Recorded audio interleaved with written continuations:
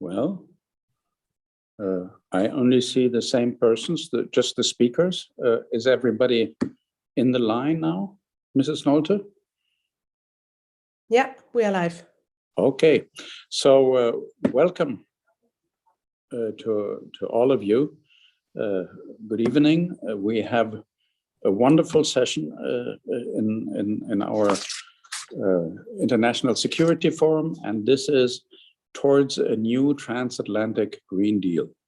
We understand that this is very important after the Trump years to look forward, to not only discuss and get stuck in Nord Stream debates, but to look to a broader agenda, to be constructive, to look together for perhaps a climate agenda among each other, but also with Ukraine, with Russia, even with China. Is there a new green transatlantic agenda? Is that possible within the US? Is that possible in Europe? And do we already see concrete projects of that magnitude, of a certain magnitude? And we have an extremely interesting panel. Well, what I want to say at the beginning, we have 4 panelists. Everyone has 5 minutes. I will be pretty strict in pushing these 5 minutes through in order to have enough time for the discussion.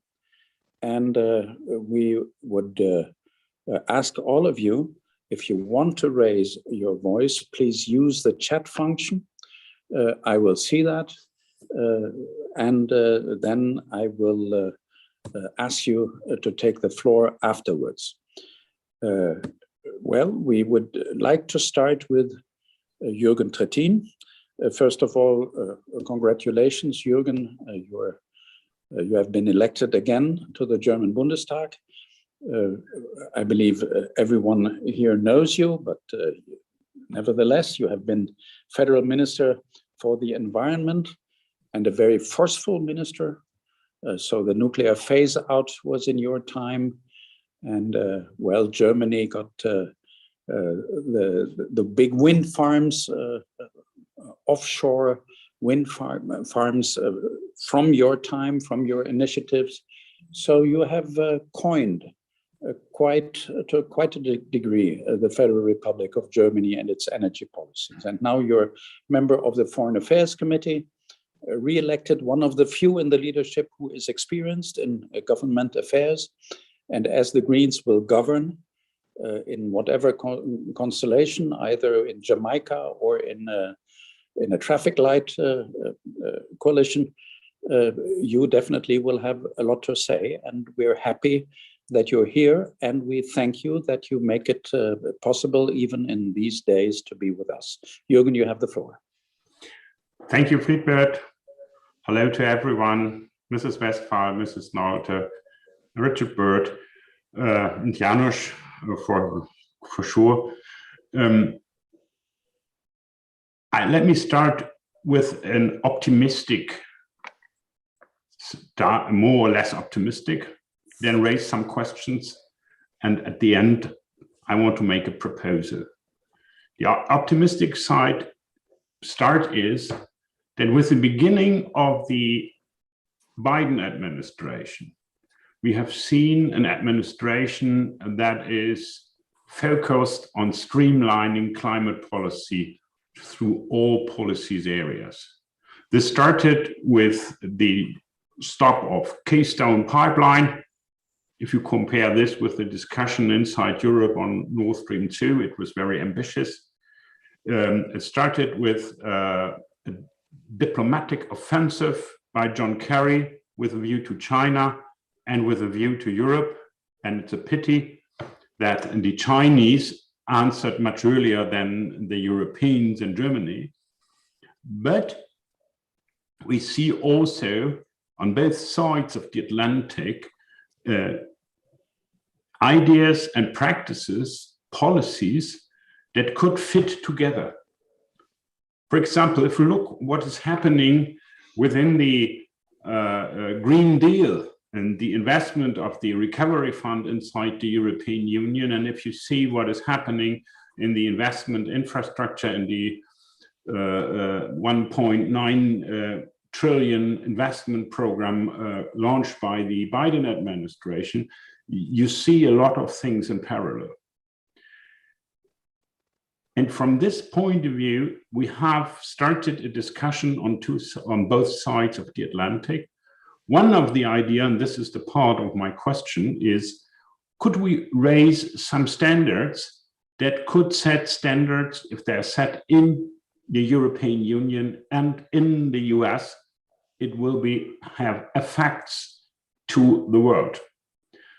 And one of the ideas that are also part of the discussion of today on technology and trade, for the first time, the US and the Europeans are again in negotiations on this field, could be what some people call carbon border mechanisms.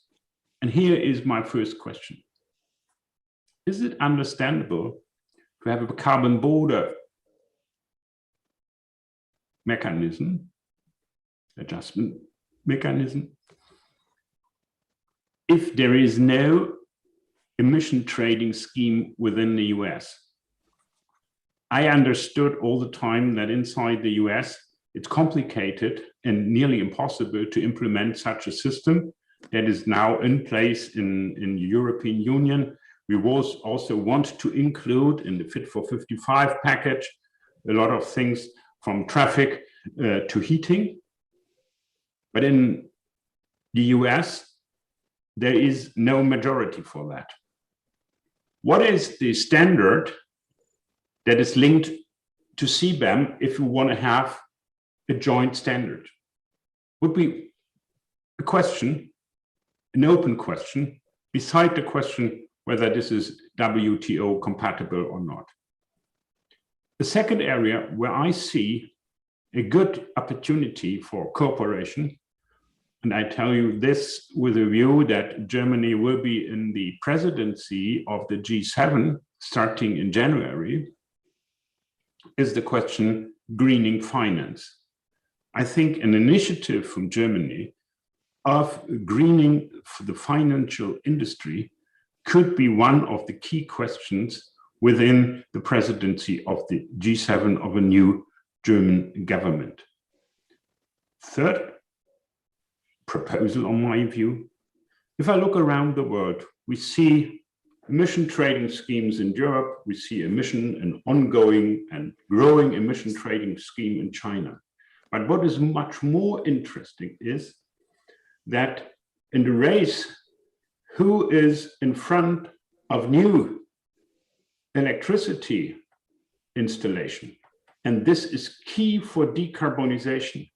If China wants to become 2060 climate neutral, if the US and Germany and Europe wants to do this before 2050, the electrification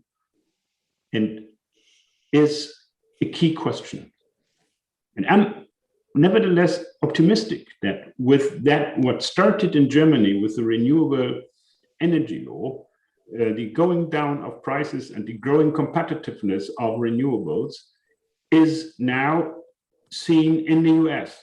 The US are investing 6 times more than the Germans in renewable energies, the Chinese more than 10 times. If you bring this down to numbers, it's in the US 0.5 of gross national product.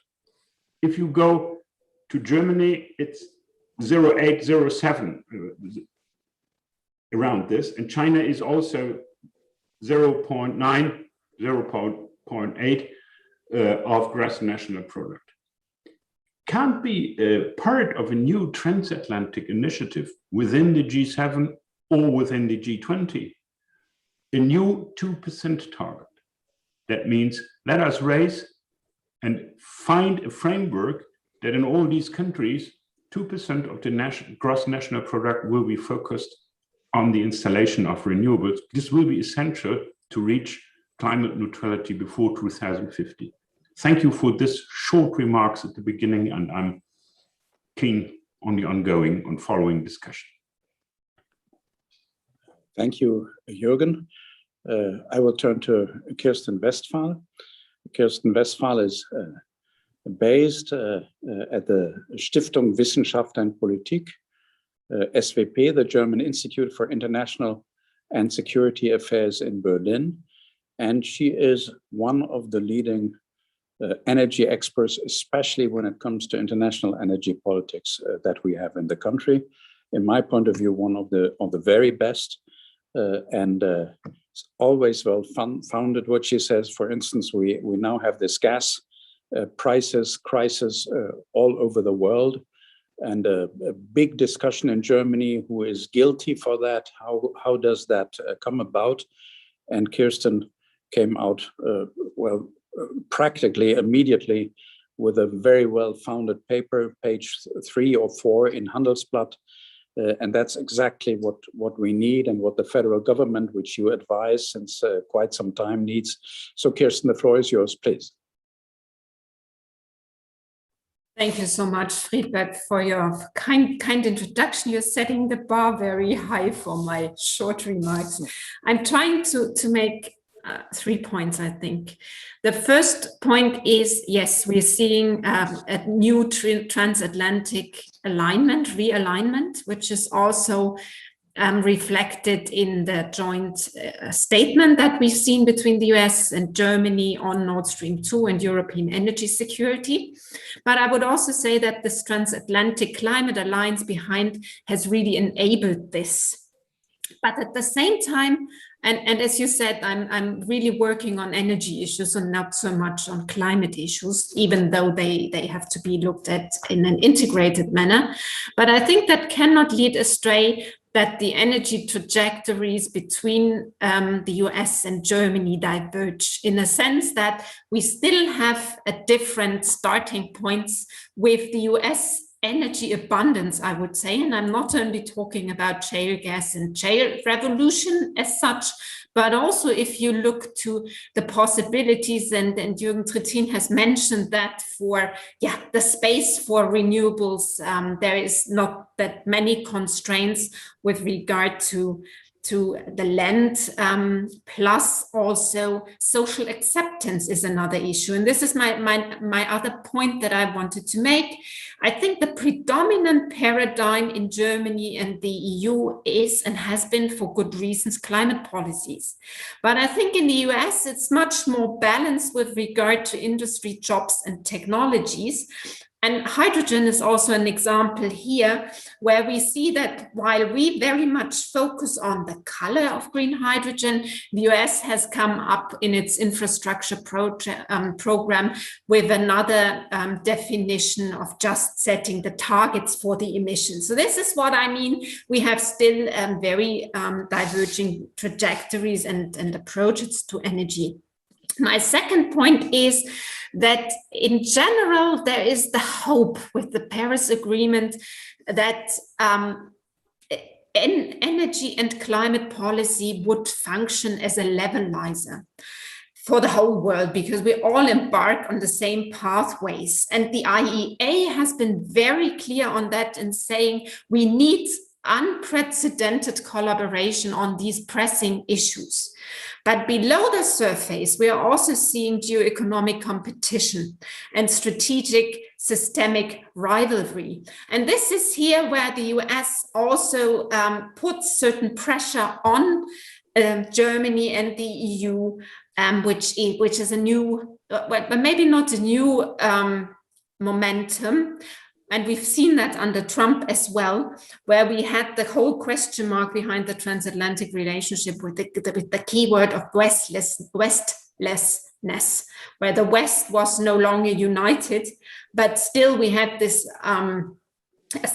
ascending China and Russia challenging the West in a more multipolar and polycentric world. And this is why I think we have to look at energy also as an issue where we could see an emergence of energy blocks. And you can also think around the CBAM as kind of climate and energy blocks.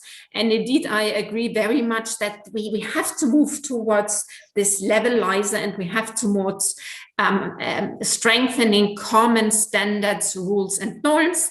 And here the EU is really challenged with not only, as in the past, transposing the acquis communautaire to the neighborhood, but really being more flexible and negotiating the standards.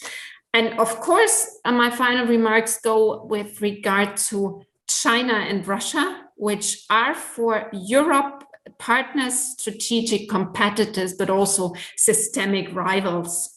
But for the US, it's very clear that they are more systemic rivals. And here, the EU and Germany are really questioned and in need to take sides with the US from the view of Washington. But for Germany and the EU, this is not a simple and an easy decision, because of course it's not a foregone how to partner and team up with regard to technology and climate policies, where the EU is not only, and Germany is not only a junior partner, but can really bring in its whole weight. And the final remark that I want to make is really we are also looking with some concern to the US as being a very divided and therefore volatile country. So the pendulum could switch back again. Thanks.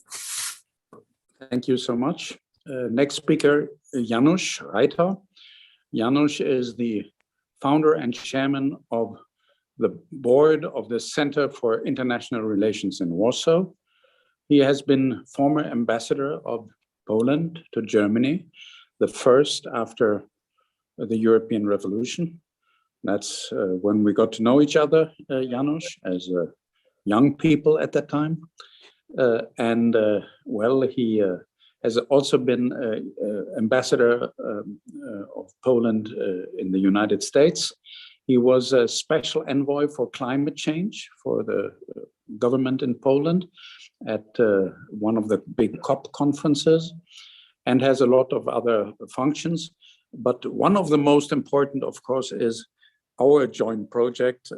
Since 12 years, Janusz and myself are hosts of Energiegespräche am Reichstag. We will have next week the 137th of this kind. And therefore, it's a great pleasure to introduce my friend, Janusz. Please, the floor is yours. Thank you. Thank you so much, Friedbert. Believe me, I'm extremely proud of being the co-host of the Energiegespräch am Reichstag. And I will have to make an intervention to correct my Wikipedia portrait bio and to put this function at the Energiegespräch just at the center, at the heart of my bio. Well, back to our topic. My experience as special envoy for climate change was really not only exciting, it was somehow formative, because I learned a lot about the different approaches toward climate change and climate policy on the European side and on the US side. I would say two, well, almost incompatible approaches.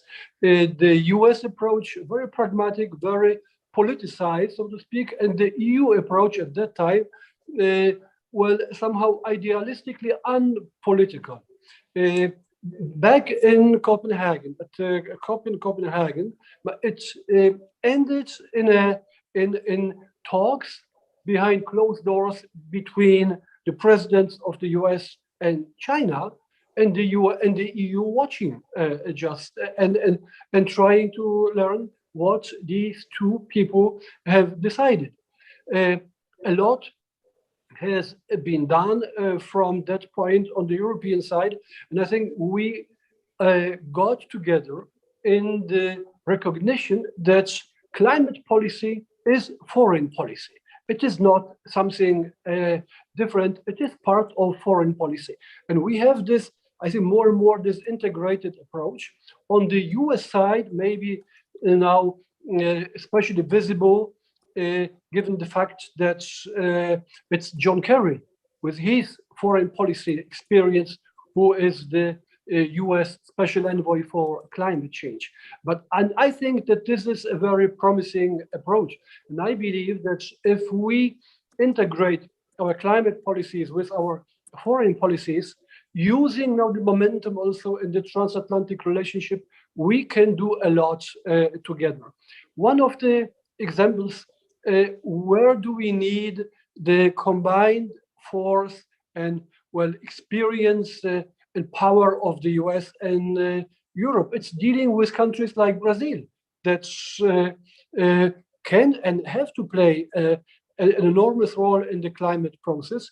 I also believe that both sides may be willing, even though this is not easy, I know that to frame their climate cooperation as part of their strategy toward China. Why is that possible? Because this is, in this case, a positive approach. This is not containment. This is about engaging China, and this could be something that I think we come to at least some understanding between the US and the EU. And finally, I totally agree with Jürgen Trittin that we should use the combined influence of the US and the EU for setting standards. What standards? For example, I think we could try to set standards for the infrastructure of energy. An example could be hydrogen infrastructure. Hydrogen is a new business. This is not something that we inherit from the past.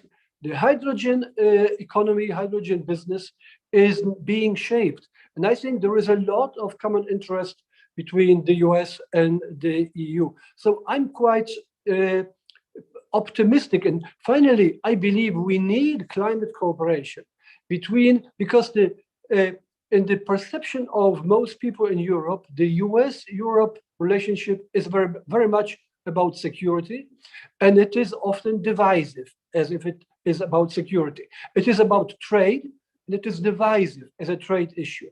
If it's about climate, it is not divisive, and it is sexy. It is something that people care about, and not just those who professionally deal with this relationship. So we can win much more support for the transatlantic cooperation if we make climate part of that. Thank you.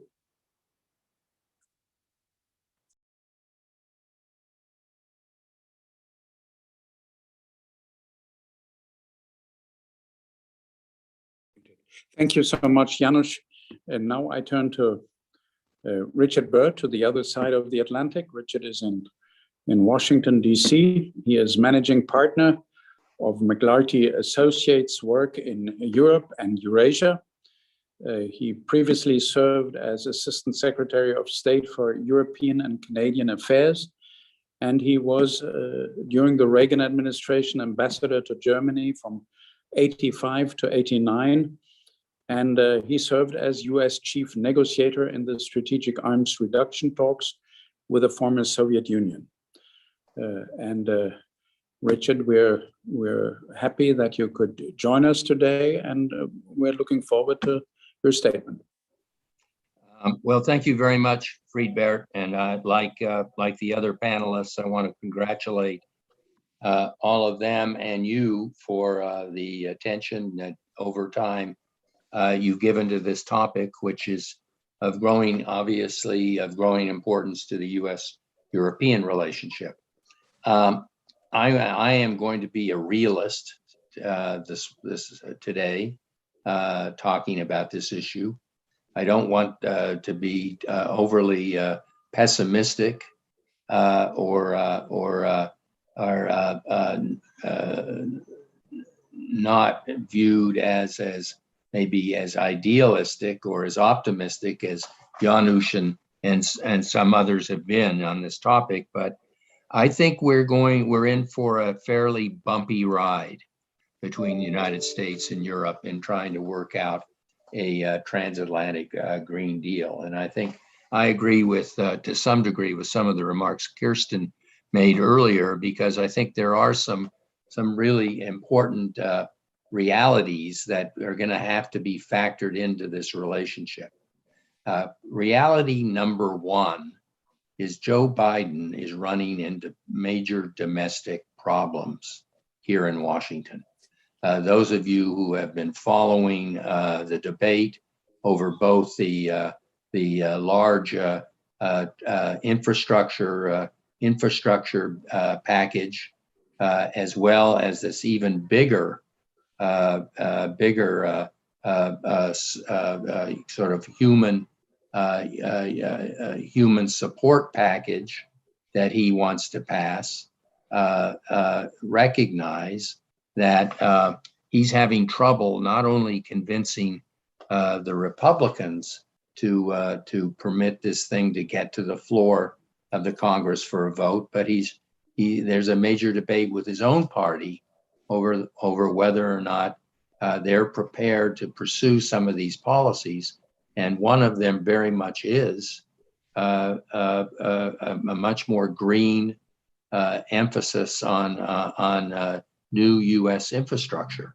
One of the critical people in deciding whether or not Biden will succeed in getting his environmental policies and his new infrastructure policies passed, and this new spending, is this Senator Joe Manchin from West Virginia, who comes out of the coal industry and is very conservative, and is opposed to big parts of the administration's green agenda.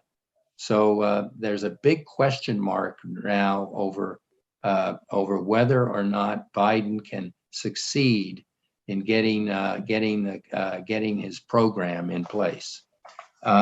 Secondly, as much as the Biden administration, and there have been several references to John Kerry by speakers, but as much as the Biden administration has wanted to send the message to its allies in Europe that the United States is back and that the United States wants to pursue an Atlanticist policy, in reality, much of the Biden administration's policy so far has been as nationalistic as Donald Trump's.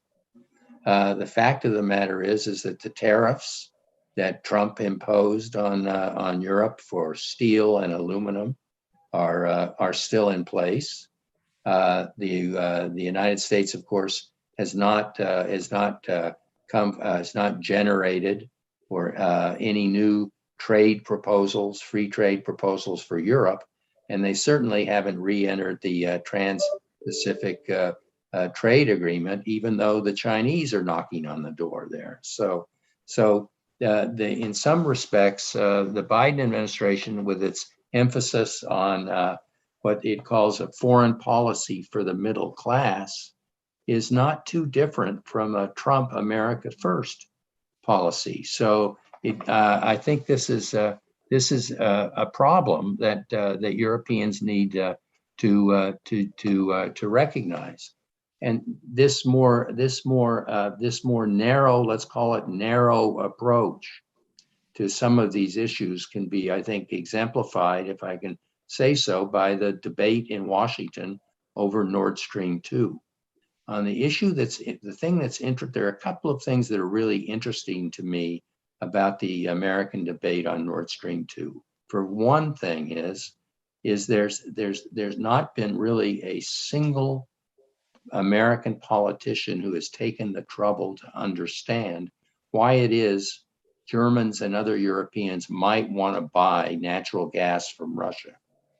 There isn't a kind of an understanding of where natural gas fits in terms of Germany's strategy towards moving towards renewables, decisions to phase out nuclear, decisions to phase out coal, and the role that natural gas needs to play in this period of transition. Rather than focusing on German energy strategy and requirements, the debate on Nord Stream 2 in Washington is focused solely on Vladimir Putin. And the pipeline is viewed as a geopolitical plot to make the Europeans do the bidding of Vladimir Putin in a very crude and stark terms. So so this, I think, reflects this again, this failure to understand European interests, failure to understand European markets, and also, if I can say this, a failure on the part of the Europeans to explain these issues adequately in Washington. So instead, you get a situation where Nord Stream 2 is an example of a European energy policy that is entirely an orphan in Washington. It doesn't have a single ally or supporter in either party, in the Republican Party or the Democratic Party. And I guess I would just say finally here in my presentation is, on the one hand, I fully support what has been said about the need for, I think, greater investment in new technologies and more imagination. And I think if hydrogen is the technology that could become a rallying point in a transatlantic R&D and business community, then by all means there should be a real effort by governments to support this new promising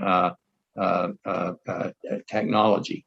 At the same time, and I say this as somebody who is increasingly worried about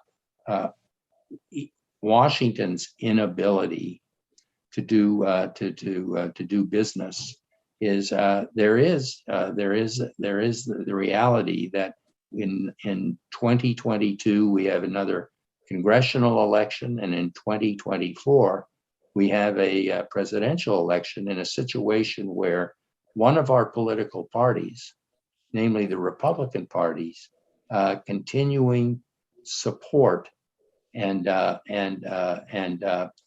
support and actual fidelity to the concept of free elections and free voting is increasingly in question, due to the fact that the next Republican presidential candidate is likely to be Donald Trump again, who is still, of course, arguing that he won the election in 2020 and it was stolen from him.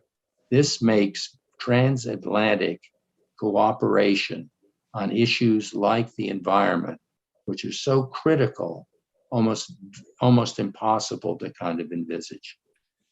So with that sort of depressing statement, Friedbert, I'll turn the floor back to you.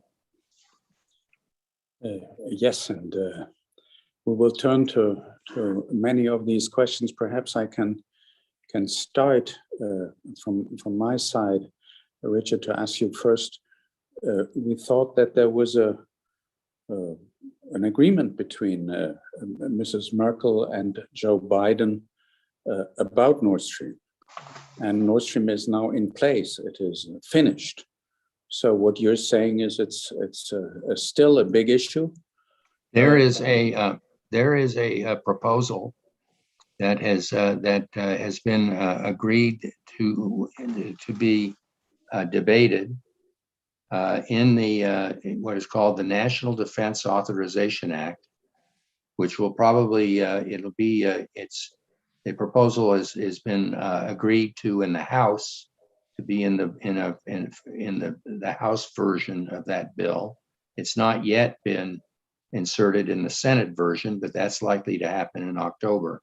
So it is very likely that in December that this proposal will be debated that would impose U.S. sanctions on any entity involved with the planning, the construction, or the operation of Nord Stream 2. Will there be a presidential waiver? No, it is designed now. Whether or not this will be in the end voted, or it'll be amended to include a presidential waiver, is unclear. Certainly, I think the Biden administration, given the Merkel-Biden agreement of July, will seek to have a presidential waiver. But I want to underscore again that you have a Biden administration that is getting weaker, not stronger. And so whether it will be able to resist that language remains to be seen. Well, that will be a weakening of the president. And one more question to you. When it comes to Jürgen's suggestion for, well, have a standard like the 2% standard with defense spending, a standard like this for renewables. I'm not in favor of it. First, because I think it's private money which we should mobilize, not public. But most of all, because I believe it is not just electrification. I was not talking about tax money. Okay. So would you see that there is in Congress, not in the administration, is there in Congress a change of mind, or is Congress still coined by, well, shale discussion, fossil fuels? Has Congress also changed in the direction of renewables? Look, there is certainly greater support for green policies, including renewables, for the most part in the Democratic Party, and especially the progressive wing of the Democratic Party. But right now, you've got a situation in the House of Representatives where Nancy Pelosi, the Speaker of the House, has 3 votes more than the Republicans that she can rely on. And in the Senate, as you know, it's 50-50 Republicans and Democrats. So while there is greater support on the Democratic side, there still remains a major support for the Republicans. And if the Republicans in 2022 take back control of the House of Representatives, which a lot of people say is very possible, then there is not going to be a sufficient support in the U.S. Congress for big sweeping initiatives on the environment. Sure. Joe Biden's, it's the irony is that at a time when, for a variety of different reasons, he's on the defensive right now. This is his moment. These first 2 years of his administration was the moment for him to try to push through this meaningful legislation. Now it can still happen. I'm not predicting it won't, but he's facing enormous problems right now in Sure. getting this legislation approved. Sure. And again, those problems, Friedberg, are come from his own party, the inability of his own party to act with full discipline. Okay, thank you. I will turn to Jürgen, who raised his hand. I have 2 people from the audience who also want to ask questions. But I will first take Jürgen and then ask Robert Moore and Mrs. Bruder to speak to us. Well, Jürgen first. You want to react to Richard? We don't hear you. You're muted. Thank you, Richard. I learned from you that you are not pessimistic, but realistic, and I agree with that approach. The idea I wanted to present was simply, let us look what is possible with the acting Democratic administration or the active Biden administration. And therefore, the proposal for this 2% target was a proposal that would fit into the idea of creating more jobs, more growth, especially with a view to the American middle class. It was not seen, and it should be not seen primarily as an idea that's coming from environmental policy. This is the experience we also made in Germany. In Germany, this new industry created up to 400,000 jobs in best times. And I'm very much convinced that if we overcome the standstill in Germany, we will again create jobs in that number.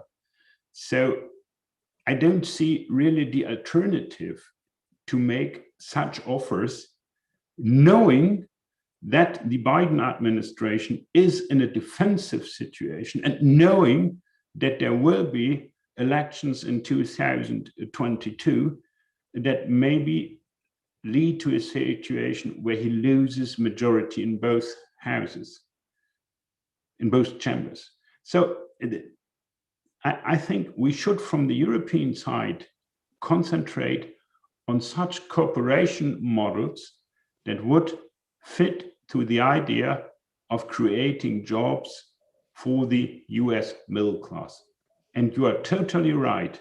It has changed very few in the approach of trade. It's still the tariffs on steel and aluminum, and it's still the idea of buy American instead of America first. And this is the lesson the Europeans have to learn. They are very romantic on these aspects. I agree to you. Thank you. Robert Moore, please. Robert? Hello, can you hear me? Yes, absolutely. Please go ahead. Yeah, my question was just what does the continuation Could you switch your camera on? Yes, sorry. I didn't expect to speak. Where is the camera? Actually, I'm not sure I can. Okay, then go ahead. Okay. Yeah, I guess I would just read my question. What does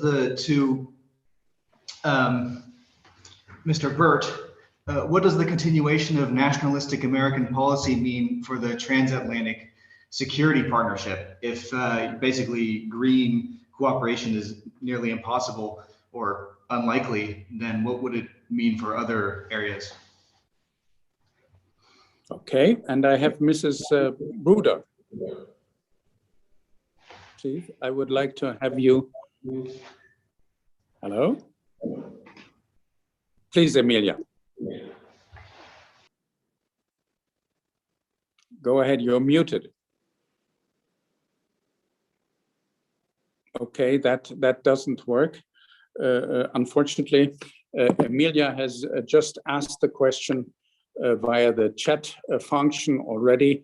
What does the continuation of nationalistic American policy mean for the transatlantic security partnership? That was her question. And well, do we have well, perhaps we start with Kirsten. Would you like to address one of these questions? Yeah, maybe. I think we had a very interesting debate so far, and I think what became very clear is the point that we had in the EU the approach driven by the German presidency in 2007 of the integrated climate and energy policy. And I think we are now at a stage with the Green Deal and the Next Generation Recovery Program where we have to think both integrated climate and energy policies plus industrial and technology policies. And here you have really the issues coming in like standards, norms, and rules, and who sets the rules of the games for the new technology will also define the markets.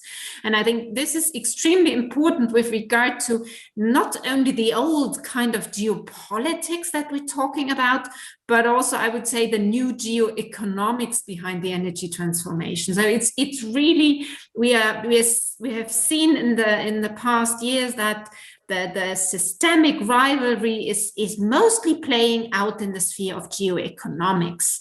And here I think it's really important basically to team up, of course, with partners. But I would also see, and this was the point that I wanted to make, is that within the transatlantic relationship, the EU to me seems always be a junior partner, which is okay if there is a reliable and stable relationship. But I think we've seen in our discussion that we might see another swing back to the Republicans and to Trump with an even more aggressive policy. And then my thoughts are really on that as the EU is a smaller part, I think if the EU wants to position itself within the new geo-economic multipolar world as a pole, and really to realize the benefits we really would see and can maybe see out of the green growth, then it really depends on its ability to shape the neighborhood with regard to rules and norms. And we will need a lot of imports, not only for green hydrogen, climate neutral hydrogen, but also electricity is back on the agenda. And this is why I say, I think in Europe, the well-being and its geopolitical, geoeconomic weight will really depend on how to shape the neighborhoods. And here we are really seeing and experiencing the competition with other third powers. And this was mostly Russia and China. And here we are back to this strange relationship of being, they are a partner, they are competitive, but also a strategic rivalry, but we have to engage somehow because they are so close. So we need a kind of a positive agenda. And this sets us quite apart from the US, which is really far away. And moreover has a market of scale like China does. So this is where I see really a kind of trade-offs within the transatlantic relationship. But this was a long answer, but more or less describing a little bit the landscape, how I see it evolving. And of course, we have to work together with the US. And I would, of course, from a European interest, hope that the US would engage with the EU in shaping a neighborhood that is integrated with Europe for both benefits. Thank you. Before I give the floor to Janusz Reiter to answer, let me add one question. Mr. Kerry was in Moscow, and he spent almost a week in Moscow discussing climate issues. A whole climate agenda, from renewables to forestation to energy efficiency issues. So it was a very important visit and a good visit. I would like to ask Janusz, as a Pole, could you imagine, Janusz, that a common US-EU Green Deal with Ukraine and Russia could be a source of making the peace more stable and perhaps to bring us in another era where we start again with confidence building measures, with concrete cooperation in those areas where the whole world needs that we cooperate and do things together and not against each other. Well, thank you, Friedbert. First, I believe that, of course, we need Russia in the global climate process for obvious reasons. Russia is one of the largest emitters of CO2. So we need Russia.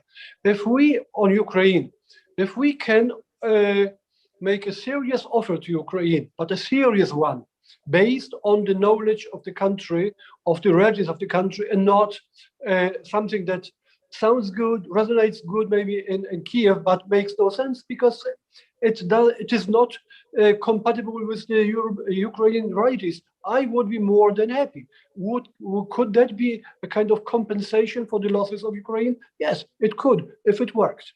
But then back to the EU-US topic.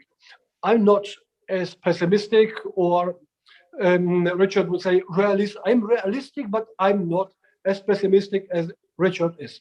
First, I understand, of course, the approach of the administration. I think it was Jake Sullivan who said our foreign policy, our security policy, or our policies must serve the interests of American families. And making the American people understand that the policies serve their interests, of course, is a challenge. But I believe that this challenge can be met, successfully met. I may be wrong.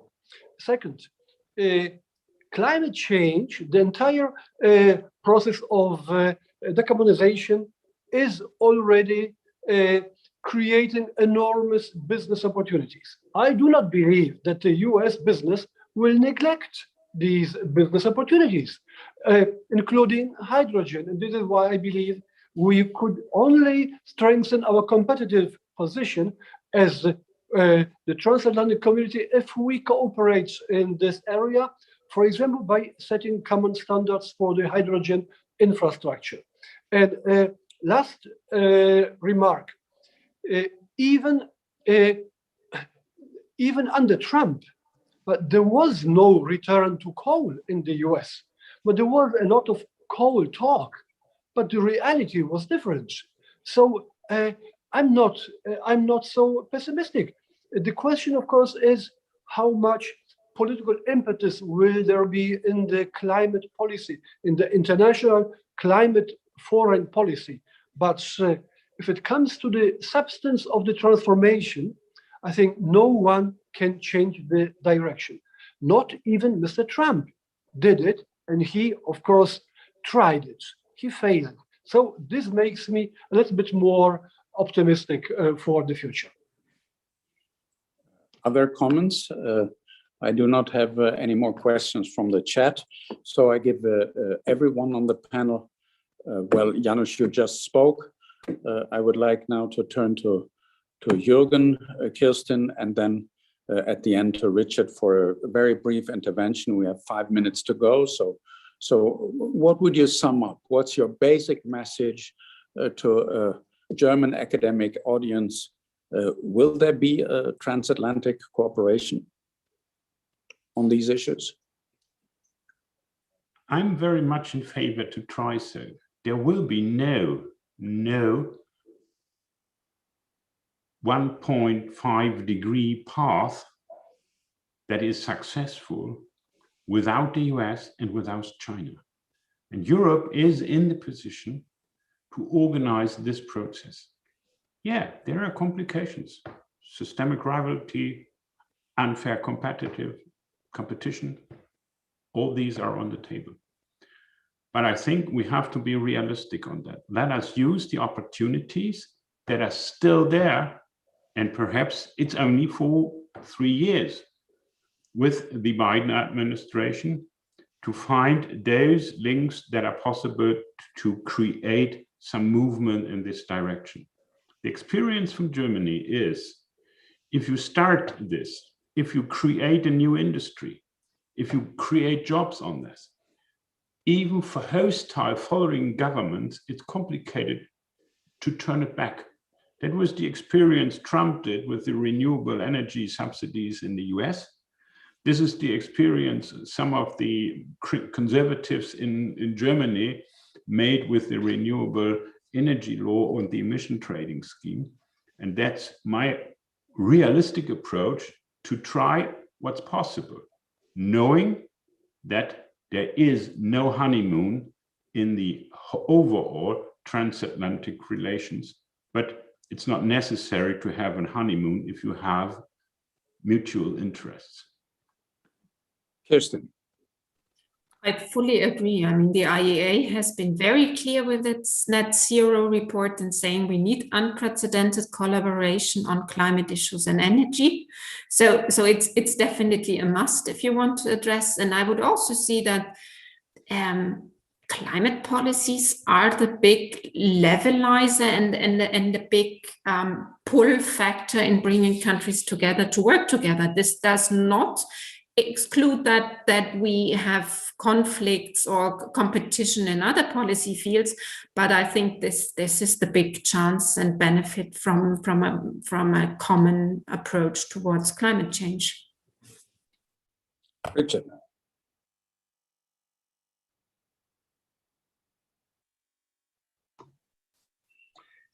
Well, I very much appreciate the statements made just now. I want to go back, though, and just remark on what I thought was a very intelligent point that Kirsten made earlier, which was increasingly this competitive environment that we're in, particularly the challenge posed by China and Russia, especially in the case of China, I would argue, is geo-economic. So while there is a military dimension to the challenge posed by China, and we have to take that into account, the real threat is a country that is essentially autocratic, but is able to compete with us in terms of high technology, and it will potentially have a major impact on the global economy. So this is the challenge that we face, and dealing with it, this geo-economic challenge. It's clear that the United States alone can't do that. That the United States is going to need its friends, partners, and allies to effectively address the geo-economic threat or challenge posed by China. And that's why the EU and the United States have so much strategic interest together in dealing with it. And climate change is clearly part of that challenge, because there will be the need to have joint work in technology, research and development, and implementation. Whether we can get there from here is another question. And this is where I would just simply argue that there is an opportunity with the Biden administration that didn't exist in prior years under Trump. Whether or not Biden will succeed in getting his infrastructure program approved, whether John Kerry will succeed in being able to influence U.S. foreign policy in such a way that climate change is a major priority, that is still unclear. But there is an opportunity, but it's a fleeting opportunity.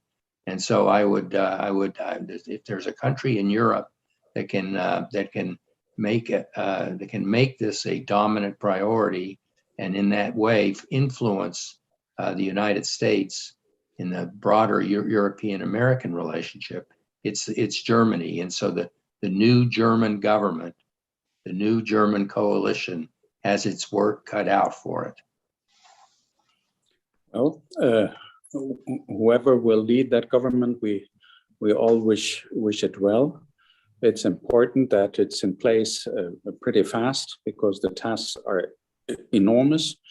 And well, there is a realistic view here in this panel.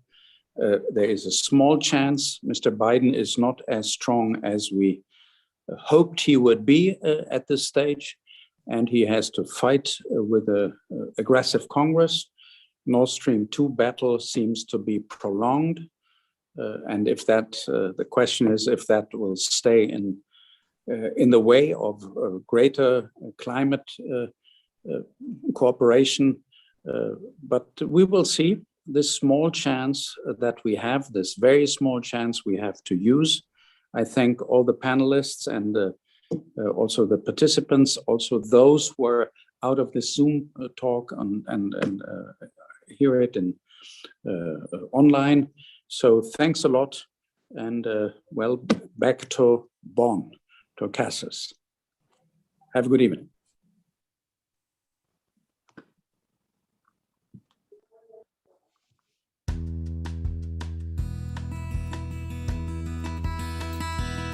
Schönen Abend, vielen Dank.